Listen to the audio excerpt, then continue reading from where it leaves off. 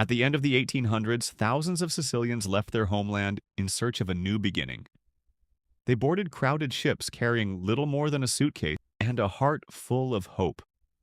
The journey was long, difficult, and uncertain, but every wave brought them closer to a dream called America. As the ship approached New York Harbor, the passengers rushed to the deck, and there it was, the Statue of Liberty, rising from the mist like a promise. For many Sicilians, it was the first symbol of freedom they had ever seen. After disembarking, they faced Ellis Island. Long lines, medical checks, endless questions. Names were written down, sometimes changed forever.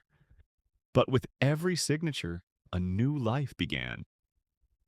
New York of that time was loud, chaotic, and full of opportunity.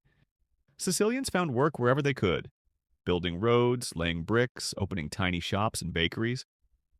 Street by street, they created a new home. This is how Little Italy was born.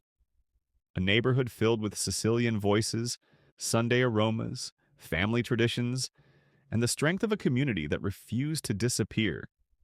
And today, in 2025, Little Italy still stands. Smaller, transformed, surrounded by a modern city, but still alive. A reminder of the courage of those Sicilians who crossed an ocean with nothing and gave everything to build a new world.